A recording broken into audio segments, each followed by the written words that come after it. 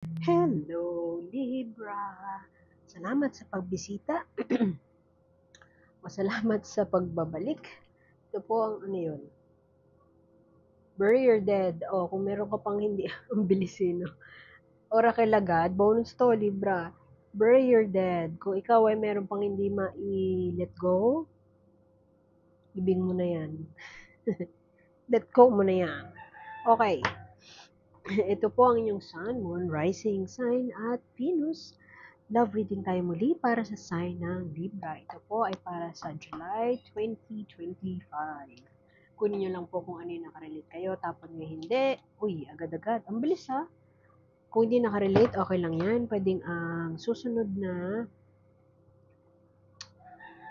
upload ng reading ang siyang makakarelate tayo. Pero merong dahilan kung ba tayo napadpad dito, maaaring sa mensahe ng iisang card, sa mensahe ng oracle card, o sa mensahe ng kahit ano bang nag-iisang card dito. Oh. So, bukod sa algorithm, syempre, yun, may mapupulot at mapupulot kayo dito. Pero kung wala, okay lang din yan. Marami pang instances na tayo ay makakakita ng reading. Kaya subscribe lamang po kayo, ha? Para mabutan nyo yung mga next sa pag-upload. Kung wala pa rin at ayaw nyo, marami ng tarot readers dyan. Okay lang yan. Iba-iba ng mensahe at iba-iba ng interpretation ang mga tarot readers. It's an art form. Anyway, Page of Cups, anong iniisip mo, Libra? Nagko-contemplate? Nag-check in, ano to parang checking in with my emotions. Checking in with what's happening around me, ano ang lagay ng, parang heart, kumusta ka ngayon? Ganon. Ganon ang core energy ng iyong reading ngayon. Libra, very, very swak dun sa kanina, Bury the Dead. Pwede din naman kasi na ikaw ay galing sa isang relasyon, galing sa isang napurnadang something, and yung napurnada na yun ay parang pinag-iisipan mo, ano yun, heart, kumusta ka? Parang, anong naramdaman ko doon? Anong nafe-feel ko ngayon? Ganon. Pero, tingnan mo, success ang iyong second card. Sure ka na moving forward anong gagawin. For the longest time siguro, hindi ka makapag-decide. You are stuck making a decision. Dead end ka. Pero, this July, mukhang magka-come up ka na ng plano. If not, magka-come up ng plano, gagawa ka na ng desisyon. Yung matagal lang sinasabi o binubulong sa'yo ng iyong puso ay iyon ang susundin this July. I'm not sure kung ito ay i-pursue ang isang tao na gustong-gusto mo matagal na. Pwede din naman na energies ko be interchangeable, no? So, pwedeng towards you yan. Merong isang tao na matagal na siguro nagpaparamdam sa'yo, o merong isang tao na parang pinupurso ka, nililigawan ka, pwedeng sasagutin mo na siya. Parang ayaw mo na siyang paasahin pa, yung ganun. Pero I strongly feel that Cancer card ito, pwedeng yung jowa mo ay Cancer, pero doesn't have to be tied to any sign. So, success kasi yan eh. Parang merong dalawang opposite thoughts na nagtatalo sa isip mo. Pwedeng brain and pwedeng heart. Pwede din na decision option 1 and option 2. At ngayon, yung chariot yan, bukod sa willpower yan at success, ano yan, para nahanap mo na yung middle ground or sweet spot para uh, not necessarily emerge yung options, two options na yon, kundi para hanapin yung halimbawa, merong nasa isang relasyon ka na mayaman versus isang tao na hindi, para pinakamadali, mahal ko o mahal ako. Yan. Para magko-contemplate ka, mag-check-in ka dun sa heart mo, pagdidesisyonan mo, pag-iisipan mo mabuti kung ano yung middle ground nun, ano yung gitna nun, ano yung bagay na makaka-fulfill ng isang bagay na makapagbigay ka ng love, pero at the same time, mababalance siya dun sa makaka-receive ka equally ng love na tingin mong deserve ka. Ganon. I hope I made sense. Pero, yun. Yung sweet spot, dalawang nagtatalong pananaw, opinion. Oh, Nine of Swords, analysis, paralysis, overthink ka dyan, Libra. Contemplate ka na nga, checking in with your heart, tapos hindi ka pa makatulog, no? Ay naku, Libra, what's going on? Siguro meron ng matagal na gustong pagdesisyonan si Libra. Uy, pwedeng kasal. Pwede din na settling down. Si Libra ay maaaring nag-iisip na game na ba to?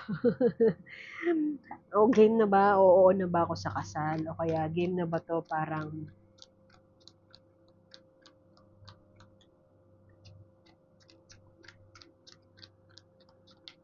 handa na ba ako dito?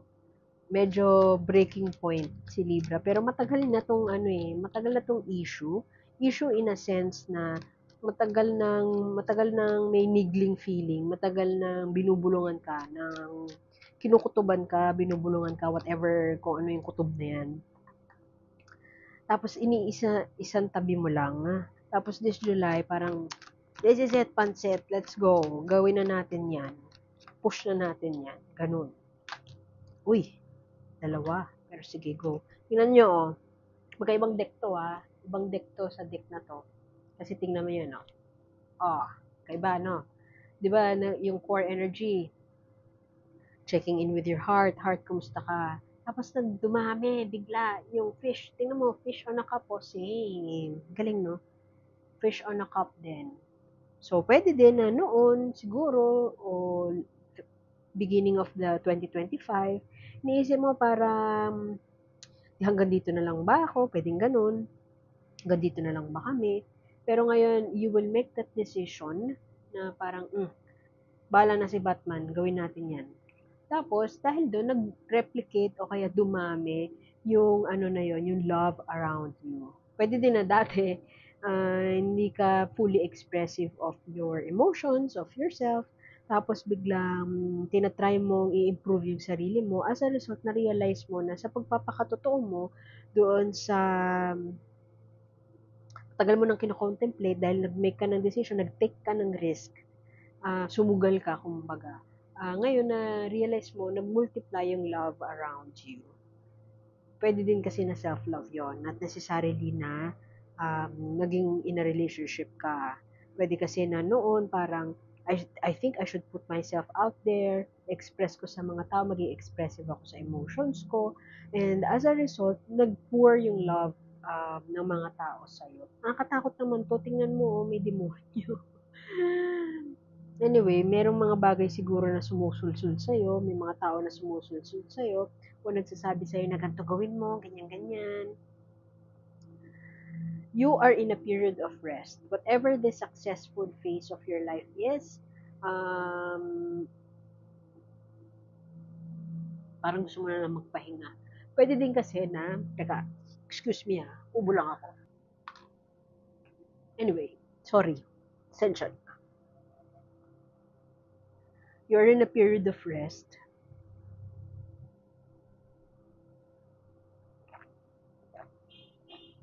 Sorry, uminom lang ang tubig. Kalma. Parang ayoko na muna. Parang, alam mo yung kinukumbinsin mo yung sarili mo na, ayoko muna pag-usapan to. Pero, sa totoo, na may anxiety na sa loob-loob mo. Parang, shit, alam mo yun, parang may deadline, yung gano'n na feeling.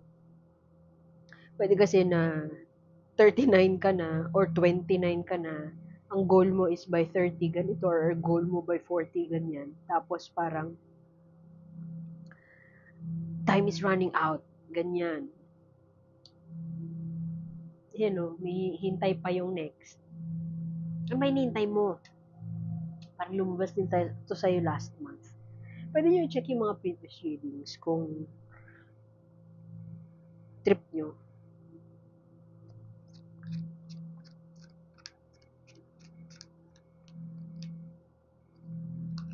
Dina-assess mo muna yung mga pwedeng tao sa paligid mo, magiging reaction ng mga kaibigan nyo, o kaya magiging reaction ng pamilya nyo, bago ka mag-come up with the final plan, with the decisions. Sa ibang deck, si Sleeping Beauty to. Hintay mo si Prince Charming, te. Ka na maghintay. Kung meron ka palang biological clock. Whatever.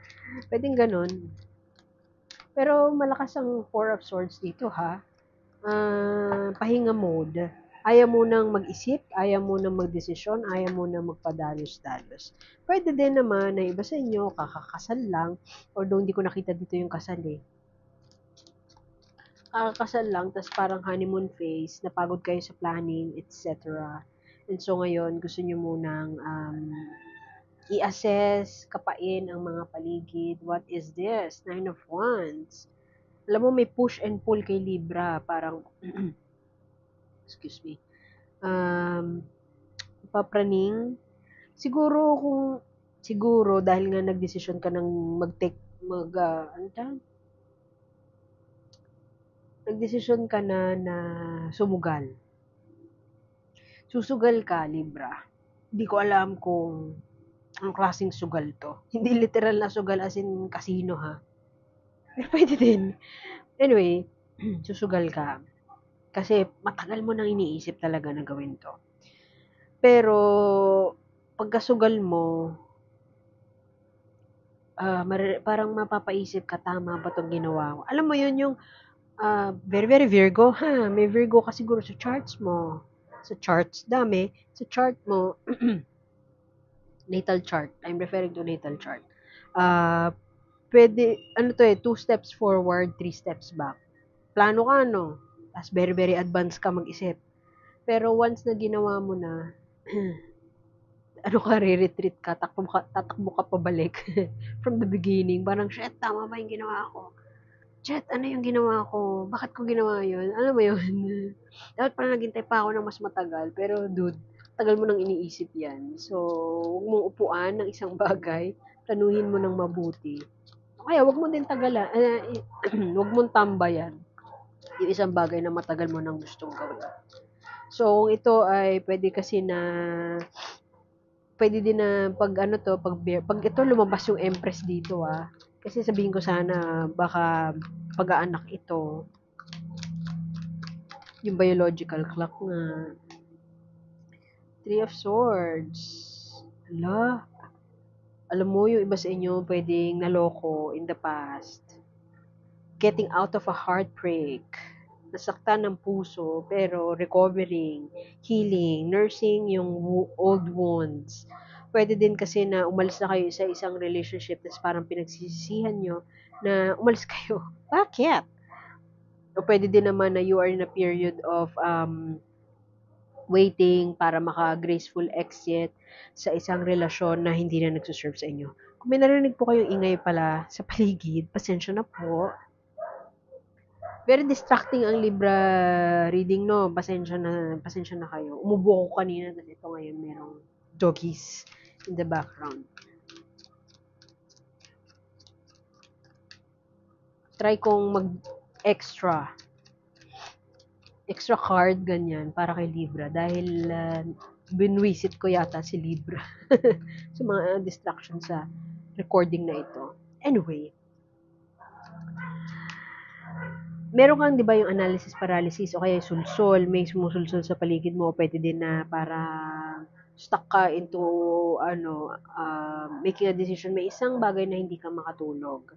At maaaring yun ay may kinalaman sa isang bagay na nanakit sa'yo. Isang bagay na nanakit sa'yo. Isang tao na nanakit sa'yo nung mga nakaraang panahon. At medyo hindi ka pa fully nakaka-move forward doon, aminin mo man o hindi.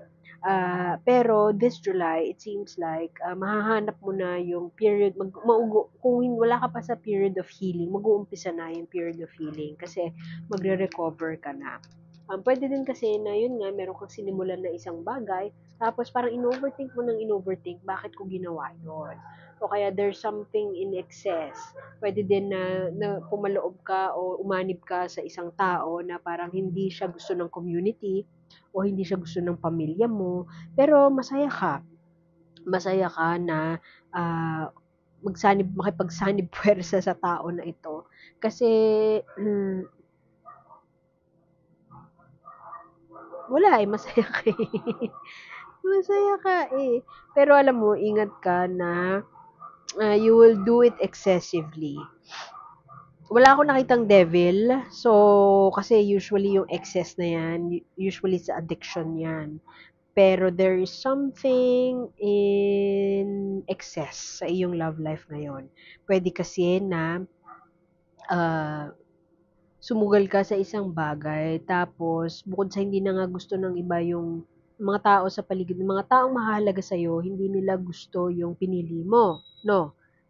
Pero dahil mahal mo siya o dahil gustong-gusto mo itong relasyon na ito, gusto mo itong bagong journey na ito, you stuck with it. Na parang iyon pa rin yung pinili mo. Pero ingat ka na, ito kasing in-excess na to, it could be in the form of, yung nagbago ka. Pwede siyang halimbawa, alam mo yung mga typical example ng mga young relationships na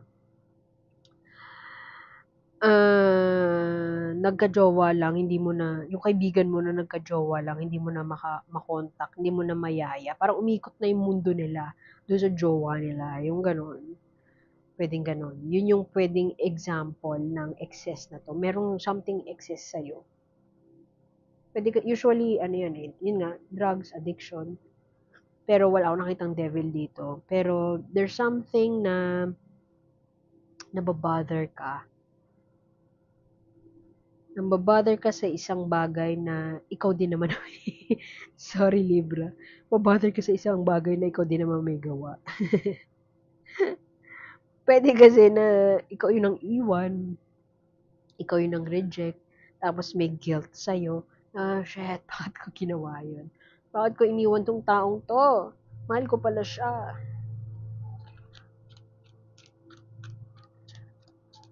May nagbago, siguro.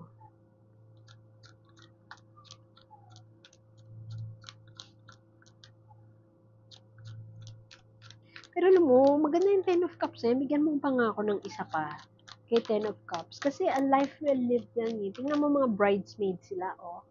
Nag-enjoy sila ng kanilang time together. Ng kanilang bonding time. Love is all around me. Alam mo yung kantang yun? Si ano, I feel it in my fingers.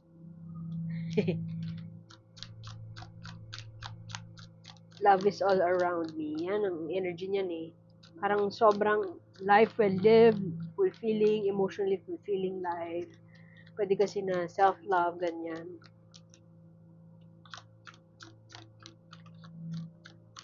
Pero nasobrahan,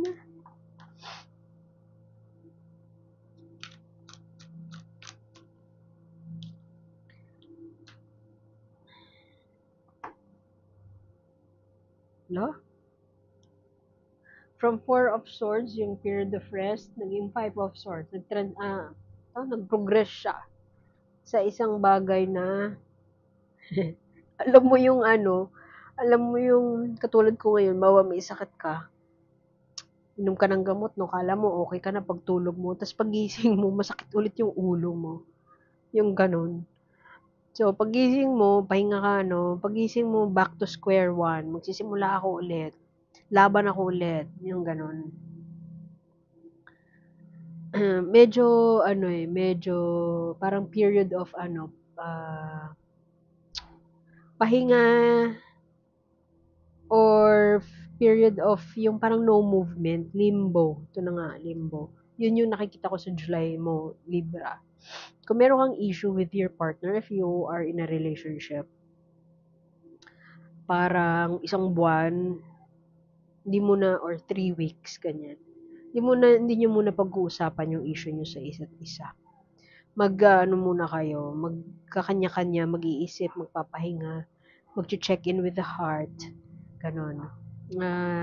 Kung ikaw naman ay not partnered up, I feel like yung decision na gagawin mo is more on yung working or improving yourself. Pwede din na soul searching yan. It's a period of ano muna, waiting, kung hindi pahinga, stagnant muna. Chill lang, ganun. Break muna. Yan ang ano. Break muna, pwedeng break as in end of a relationship, cool off, ganyan. Or break in a sense na gusto ko muna magpahinga, ayoko muna mag-isip and all. Kasi sobrang dami ko nang iniisip. At Puwede din nga na yun, lulong sa nagkaroon ng addiction, nag-relapse, gano'n. Yung addiction na yan doesn't necessarily have to be, yun nga, gambling. Puwedeng iba yan na addiction as in social media addiction, doom scrolling, gano'n. Nag-enjoy ka siguro sa time mo with yourself o parang pinag-iisipan mo pa ang mga bagay-bagay. Kung dati ay ikaw ay pero mas kalmado na ngayon. Kung dati ikaw ay parang sobrang dami mong iniisip 24/7. Ngayon medyo ano muna, kumbaga ceasefire muna. Ganun. Ganun yung July kay Libra. Parang kakalma muna ang tubig. Tapos hihintayin mo na umayos ang lahat muna bago ka umarangkada. Dalawa yung 9 mo dito. Almost there. Um, kumbaga, hindi matapos-tapos na laban. Ganun.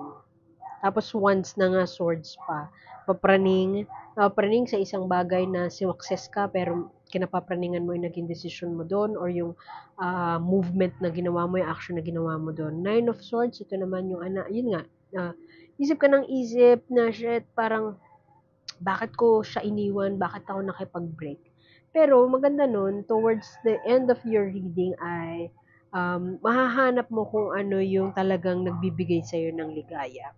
Pwede kasi na marirealize mo this July na parang it's meant to be, na alisan ko yun. It's meant to be na makalaya ako doon. Kasi it's something na unhealthy na para sa akin. Talo man ako, pero may bukas pa. Ganun ang mindset ni Libra. Basta may pagdedesisyonan ka, tapos push and pull, iisip ka, o kumusta ka heart?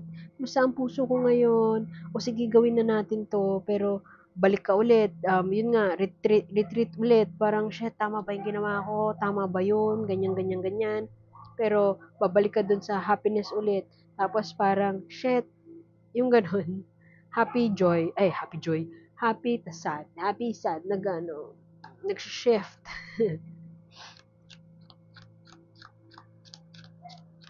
Medyo sa bagay kasi it's a Cancer season. Happy birthday pala sa iyo, Cancer. It's a Cancer season, so it's a period of ano talaga, checking in with emotions and parang keeping it inside, dealing with it inside, not sharing too much, and bottling up of feelings, ganyan. Um, it's an emotional period. Kasi nga sa Cancer season. Ano ang mensahe sa'yo ni Universe? Oh, bakit ganun? Alchemize pain. Use this pain to fuel your success. Huwag mong tambayan yung pain na yan. Acknowledge mo lang. And allow it to pass. It will also pass. So, yun. Gamitin mo yun. You are a magician. Gamitin mo yun para to turn it into a potion. Turn it into something na magta-transform sa'yo para mas maging better version. Mas maging para maging better version ka of yourself. So, iwan ko na yun dun. Thank you, Libra, for being here. Haba, shit, sorry. Sana makita ko ulit next time. Like, share, subscribe lang po. And see you soon. Ako po si A. Babush!